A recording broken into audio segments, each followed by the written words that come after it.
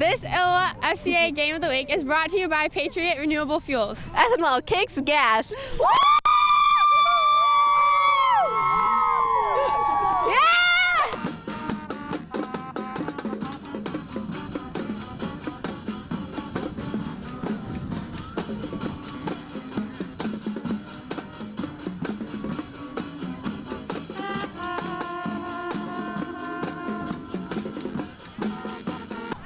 With 37 playoff points already in the hopper, things are looking good for the Annawan Wethersfield Titans. Problem is, they've got to get to 5 wins on the season, which means they have to take down their final 2 opponents, including a hungry bunch of Ridgewood Spartans.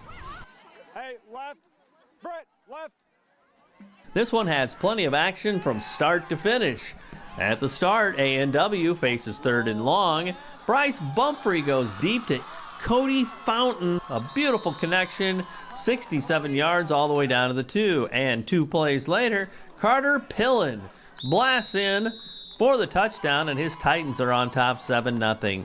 Late in the first, Ridgewood on 4th and 9 goes for it. Ridge Greenman to Jared Smith, and they get the first down. And then on the first play of the second quarter, the Spartans punch it in.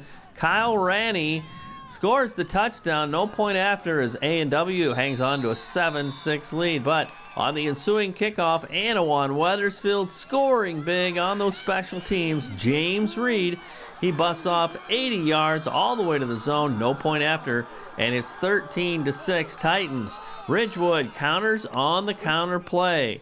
Kyle Ranney running 20 yards for the touchdown, and then on the point after, fired. Evan Curry recovers nicely, has the presence of mind to throw to Caleb Sipp, and the 2-pointer is good, and the Spartans are on top, 14-13.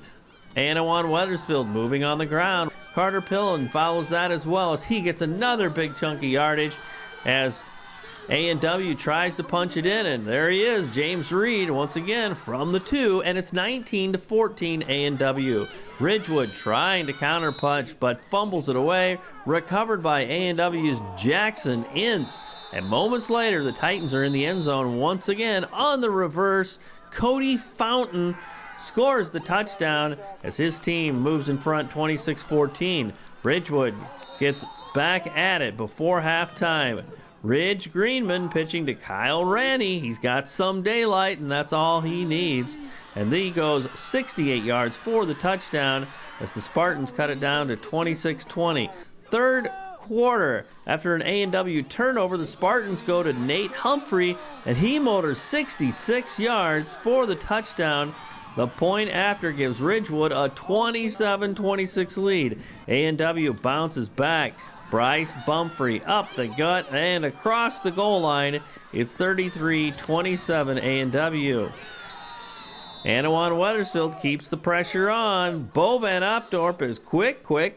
18 yards for the touchdown. At this point, the lead grows to 40-27, but Ridgewood quickly comes back. Ridge Greenman in stride to Kyle Ranney. This one covers 75 yards for another score. It's just 40-34. More from Carter Pillen, though, of Annawan Wethersfield. He skirts through 17 yards for the touchdown. It's 47-34, and after a pick 6 by Tanner Nichols, A&W scores again. Pillen gets the job done as the lead continues to go. And it is Ridgewood trying to scramble back into the game. In crunch time, Ridge Greenman to Jared Smith, but it won't do at the end as Annawan Wethersfield wins 61-46, still in line for a playoff berth if they can get one more win. We played well in the second half. The first half we had a lot of penalties, shot ourselves in the foot quite a few times, but in the second half, our O-line, they blocked great the whole game, especially in the second half. We had some big runs, no dumb penalties, so we just kept the ball moving. And we had hoped to keep them to lower points, but they kept coming back, so we had to keep trying and push forward. They had some guys, they had some playmakers too. Yeah, number 25, he's fast. He can make plays. We got to watch him at all times. Obviously, we didn't do that, but they were good. They had a couple good players, and they put up some points on us. Well, obviously, I mean, you guys were able to come alive. You guys are a big play offense tonight for sure, too. I mean, talk about that potential that's always there that you guys can break one off, and you don't know who it's going to be, too. Yeah, it's do or die now. We had to win. We have to win the next game. We have a lot of running backs, fullbacks, wide receivers that can make plays, and we just have to execute. A lot of ways. Do you feel like the playoffs kind of began tonight?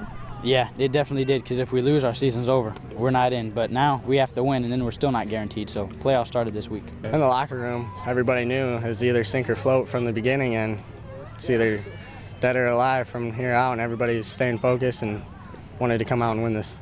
Well, the last thing you wanted was for them to score in that first possession of the second half, too. I mean, that was kind of a big wake-up call, I'm sure, for you guys. Yeah, we just had to. We've had a problem fighting against adversity, and I think tonight we did a good job of going against it. Do you feel like, maybe this was a pivot in the season for you guys? Like this could be the point that really sends you where you want to be? Yeah, I think this will really put us in the right direction and hopefully lead us to bigger and better things. What's it like kind of fighting for your playoff lives? When you had 2 games to go, you guys are kind of in that mode already. As a senior, it's either do or die from here out, and it means a lot to the seniors, I know, but it means a lot to the whole team. Do you sense that urgency out there? Is that communicated between the players? Yes, we have very good leaders. Cody, he puts a lot of effort into getting the team going, and Carter, really feel it. That's one of our big things we talk about all the time is just handling adversity, fighting through it together, staying together as a team. We know when we play good teams that they're going to do some things right against us. That was no different tonight. It's kind of a strange game, I think, with all the different things that were going on. But ultimately we stayed together long enough and pulled it out. Your offense, I mean, there were just times it was just special, I thought. Yeah, it was. We needed that offensively. It's been 4 or 5 weeks, I think, since we've scored more than a touchdown in any game. So it was nice to see that offensively. We've been back and forth a little bit all year this year. Offenses look good one week, and then the defense. And obviously it was the offense tonight, and they did a heck of a job. The other side had some great playmakers themselves too. Yeah, they did. It's a pretty good team over there. Their record isn't, I don't think doesn't show how good of how talented that team is. Their athletes and their playmakers in space are pretty tough. And 25 Rainey kid, I think his name is. He's a pretty special player. Well, tell me, what this week will be focus-wise, not only execution-wise, but their mindset, their focus, knowing that the playoffs are really here for you guys. Yeah, they are, and we tried to get that in their heads this week, and the kids, I think, prepared that way all week, and ultimately came out with a victory tonight. Same thing next week. We've got to be 1-0 next week. We've got to earn ourselves an opportunity to play that Week 10 game. Well, you guys are so young too. I guess talk about that part. That maybe at this point of the year, those juniors are starting to act like seniors too. That they've got that year of varsity almost completely behind their backs now too. Yeah, I think so. We started off pretty well, I think, the first part of the season, and we were kind of wondering, just how good maybe this group could be, and then we kind of went through some growing pains, I think. We haven't been completely healthy yet all season, so we're getting there. So hopefully, Week 9, and if we're fortunate enough for a victory, hopefully Week 10 we can be full strength. But we've got to make sure that we win next week for sure, of course.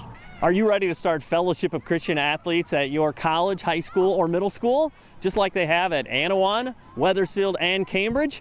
Hint, hint, Alwood. Well, to find out how, you can contact me or check out our website at ILLOWAFCA.org. With the FCA Game of the Week, I'm Dan Pearson.